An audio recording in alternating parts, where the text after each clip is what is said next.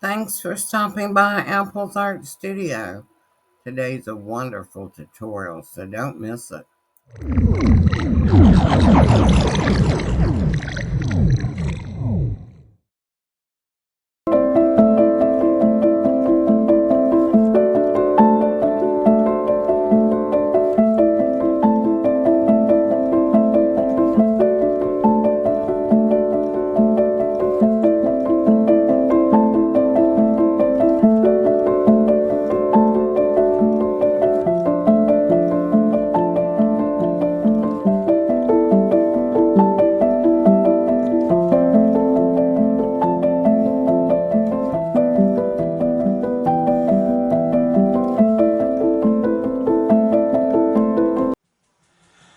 I have an Atlas 180 with a motor, and I couldn't make it without my motor. I have severe health problems, and I don't even feel my hands and arms, so that's why I wanted to show you how I conditioned clay. I'm going to show you how loud my motor is in case you've never heard it. They're loud, but you get used to them because they're so worth it.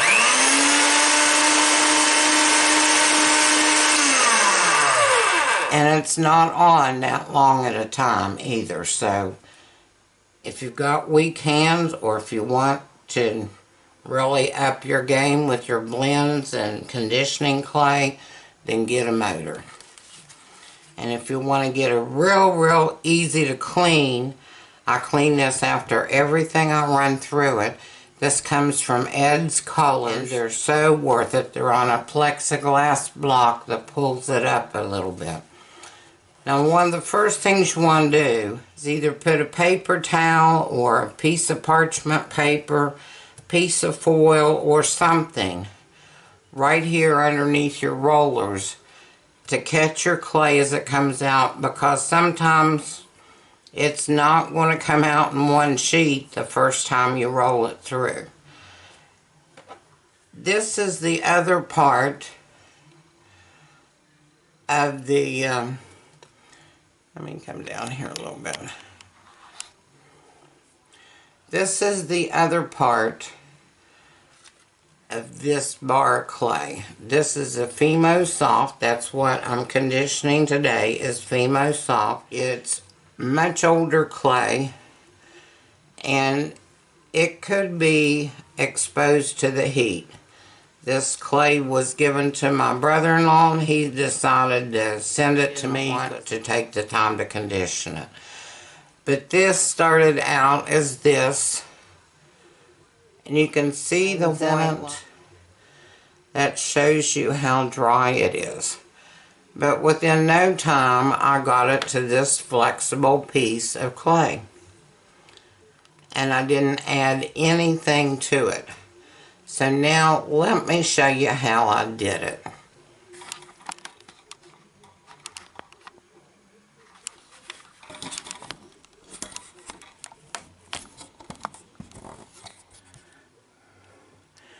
This is another bar of the same color. And I'm going to slice this as thin as I can get it. And it's going to crumble. And it's not going to come off in one piece. You can see that it's coming off in little pieces. And that's okay.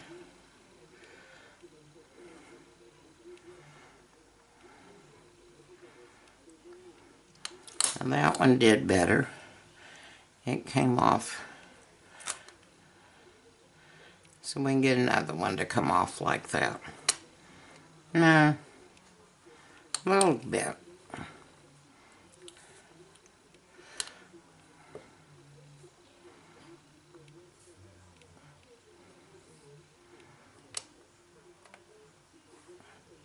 I just want to try to get it as thin as I can get it, no matter if it's in little strips like this or if it's in larger pieces. It's not going to matter, but I want to get it cut up as thin as I can because it's going to be easier on me.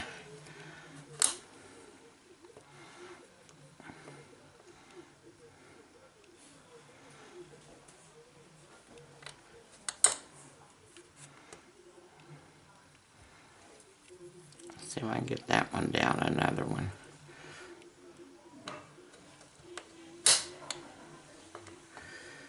Let's see if by some chance I can get this one down. This is the other part of the first one I showed you.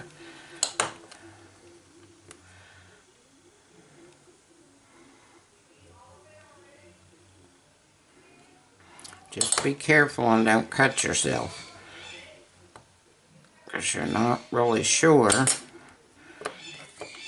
where what these bars are going to do.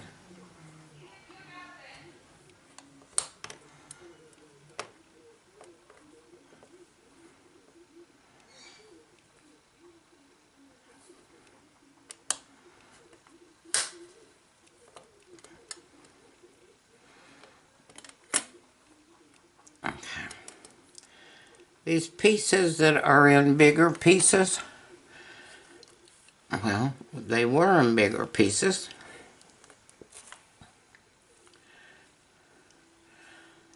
I'm going to press them on top of each other and just sort of press them down a little bit.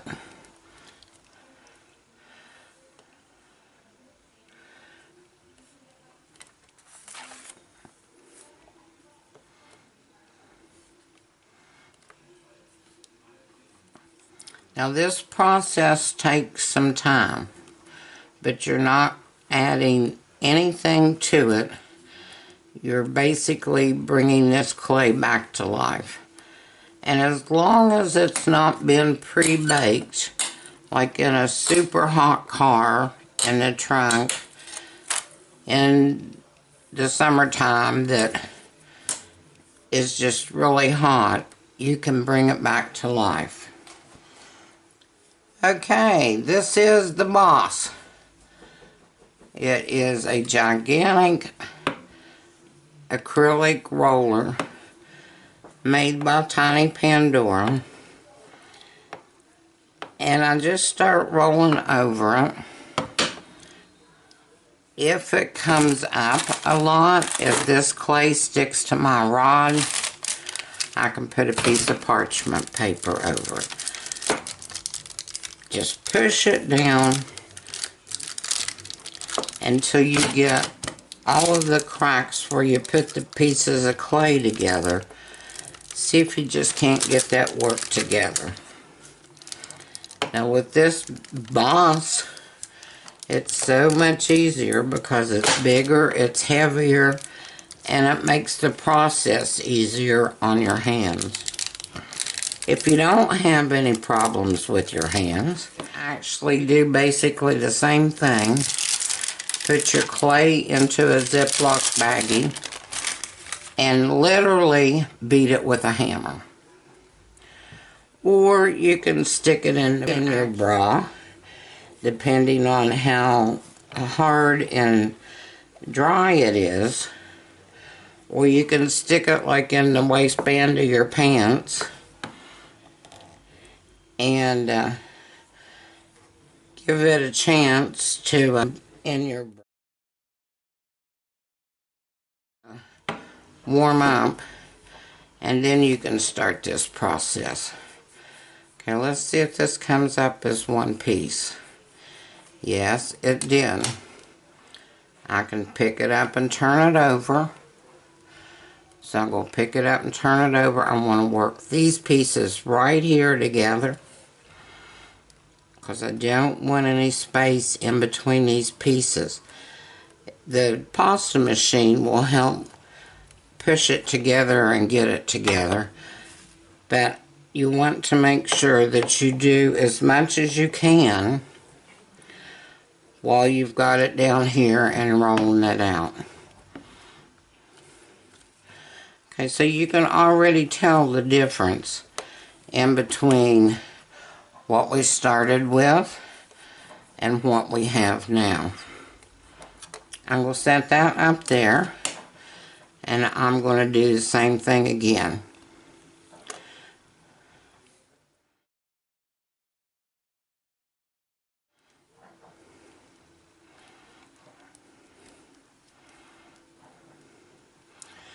And if I have little pieces, I can add in these cracks and just push it together to begin with.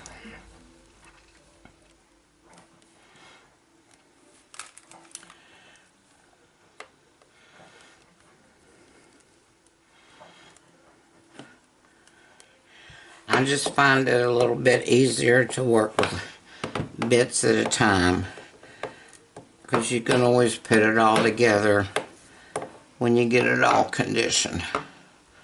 Now that part's stuck to my roller, so let's get it off of there. And I will put the parchment paper down.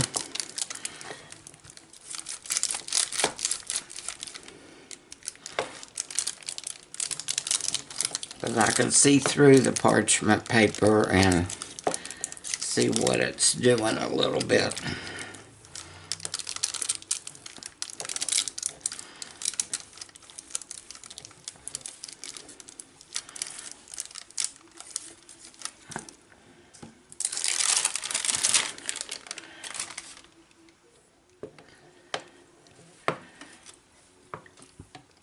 And this does not bother my hands at all with the boss. Let's see if this one will come up in one piece.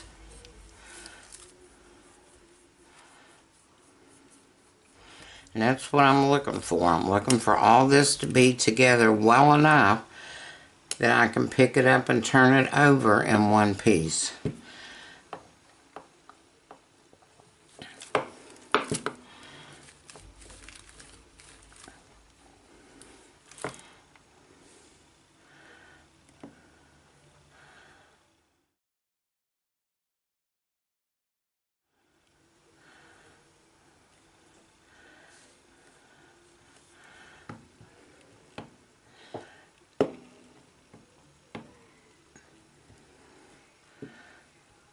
I'm trying to go around the edges and get that all blended together.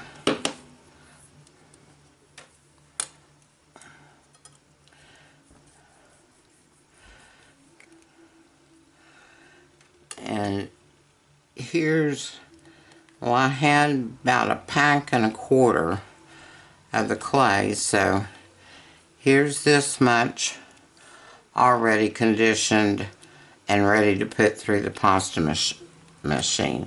Let me get the rest of this to this stage and I'll be back. Okay, I'm getting to the end of this last piece, and as you can see, I just put my crumbs and stuff up here on top of this and just taking the boss. And it helps if you take like an end, especially along the edges, and push down, and you can see how it blends all this together. And this is what's going to help you get it through your pasta machine.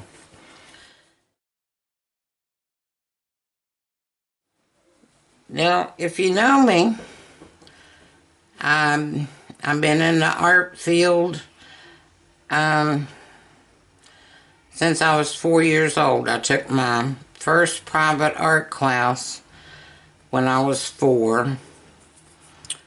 And my mother put me in that.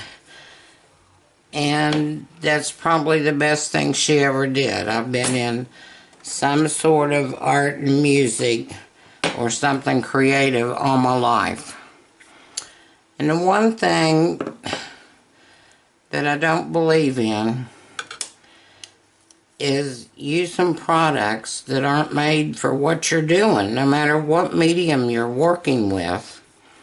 If there's a product out there made by the same company that's supposed to do something for you, then that's the product you use. I see a bunch of people saying they use baby oil on their clay. And, you don't know if it's compatible.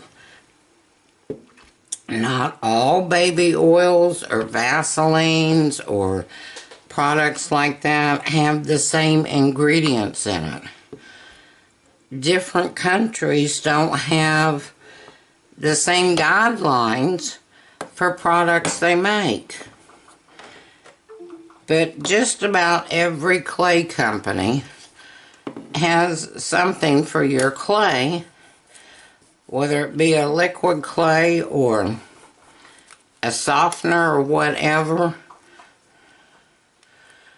And I prefer to use the products made by the company, or at least the medium that you're using.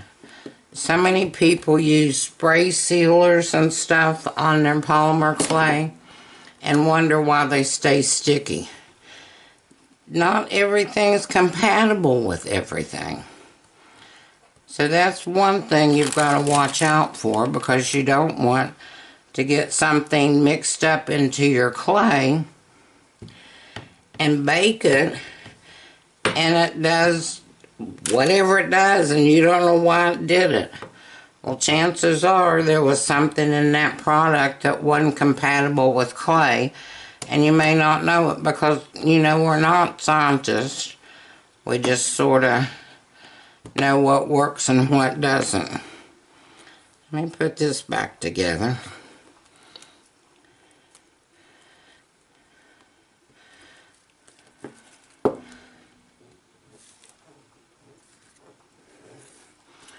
Okay, let me get my pasta machine back over here. Okay, I took my pasta machine down to a number 3 setting because I have this rolled thinner than a number 1 or a number 2 actually. So number 3 may not do much, but at least it's going to put the clay together more. I'm going to turn on my machine, but I will block it out when I edit this.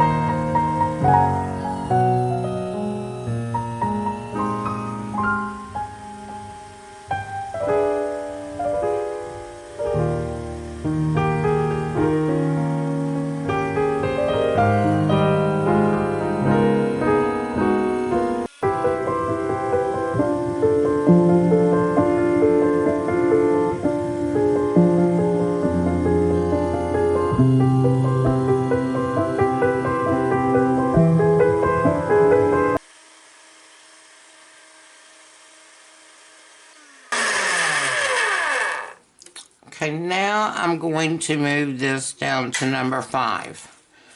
I've put all of those pieces together. I've got one big piece now. It's pliable, but it's not conditioned. By no means. So let's take it down to number 5 and run it through a couple of times.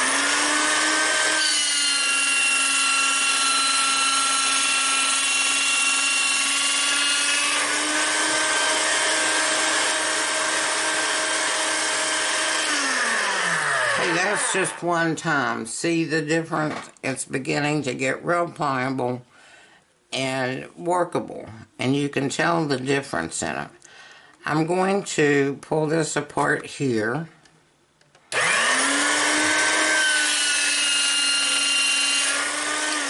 One thing I wanted to tell you, on my shaggy ends, like on this side and this side, I fold those into the center.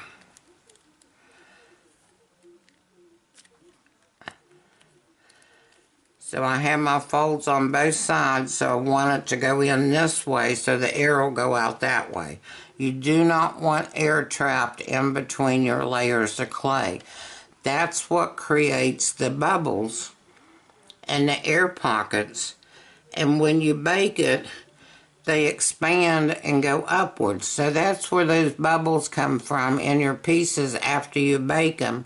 If you've got little air bubbles or even holes somewhere, it's where your clay wasn't conditioned properly to begin with.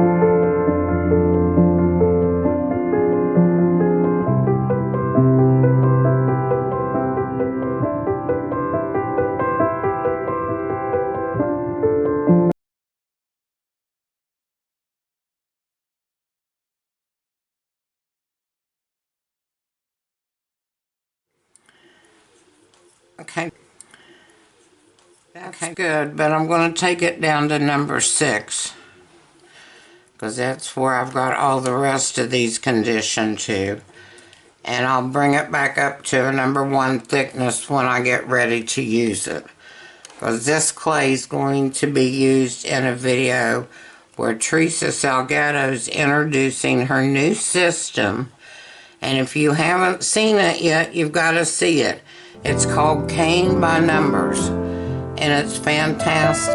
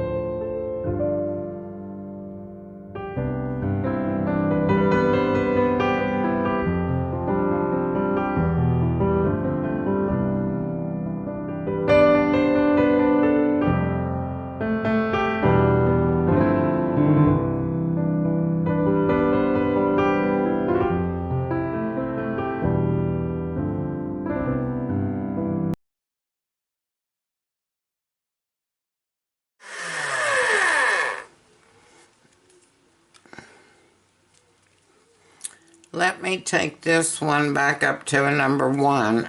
I've got 3 sections of this clay that's been conditioned, and I'm going to mix some colors with some of this to make different colors for my cane.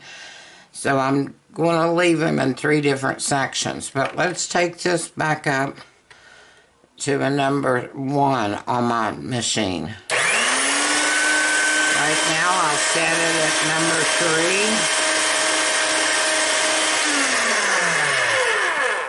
3. We'll take it up to 2.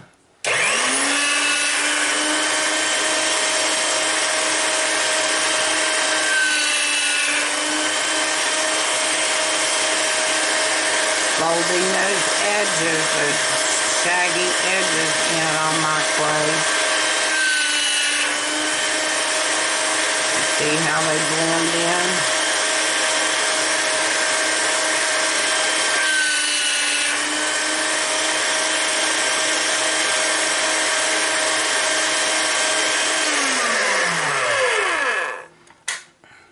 Now I've got it set on number 1.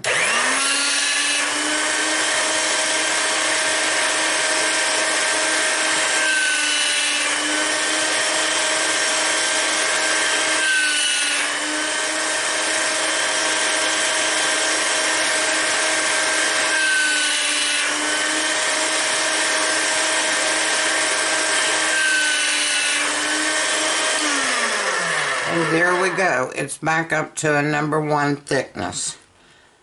See the difference? So now this clay is ready to use, and I didn't speed it up. You saw this in real time and what little time it took not to mess up your clay. You know, you don't know what chemicals you're putting in it. You don't know how it's going to react. Fimo doesn't like water. Primo's okay with water. You know, each clay's different, and you need to learn what your clays will accept and what they won't. And a way you can do that is go to the bluebottletree.com. That's our number 1 place for correct information for anything polymer clay. So let me get this out of the way, and I'll take this up to a number 1. Well, let me put it through here and take it up to a number 1, because that's where these are going to start with.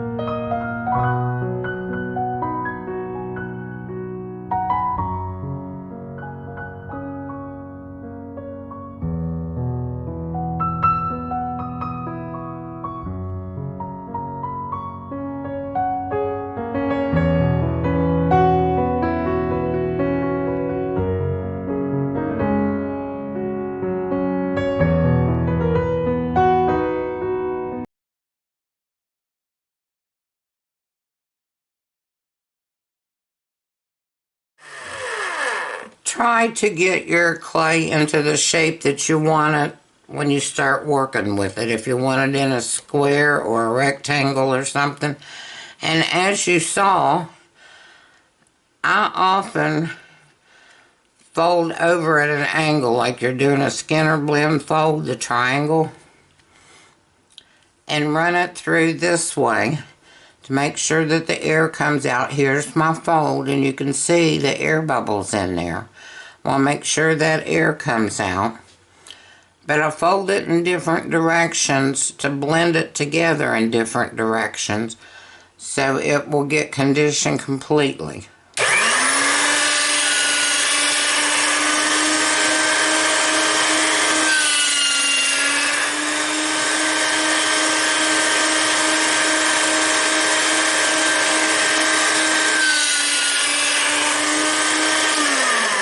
Just make sure that you put your fold on the roller so it pushes the air out. Now, something I read years and years ago, and I'm still not 100% correct on this. So if anybody knows, please let me know. Put it in the comments.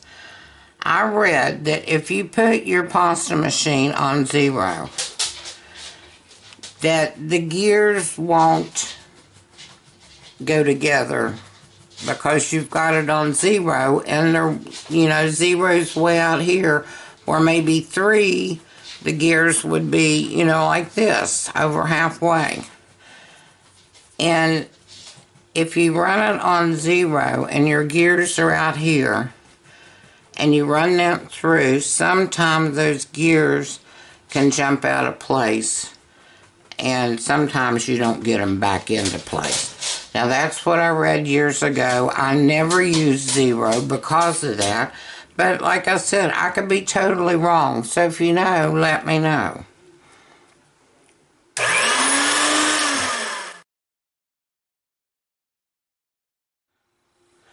I just wanted to show you these real quick. These are some of the older Fimo Soft that I have conditioned, that I did this orange color. I did exactly the same things to them. And so far, these are pretty much looking about the same as I've got them conditioned. Now, I told you I'm working on conditioning all of these to do Teresa Salgado's new caning program that's fantastic, called Cane by Numbers. And she has a kit out that you use to make your canes with and put them together. And you draw them out first using templates that's provided in the kit. And you make your cane components from, you draw them out on paper first, color them in with colored pencils, so you have some idea of what you're creating ahead of time. And there's different cutters you use to make your components with. Why I went through all of that is because if these aren't conditioned to the right consistency, if all of them aren't about the same, and you make a cane, no matter using the Cane by Numbers kit or making a cane from scratch, if you're developing it in your head, they need to be the same consistency. So when you reduce the cane, they will reduce equally and not create distortion. So therefore, you may have to use a softening or thinning product that's compatible with clay, all different brands, to get one or more of your colors to be the same consistency as the other, so you don't mess up your caning when it's reduced. So I'm going to show you some products that are safe to use and even tell you where you can get them. So that's coming up next.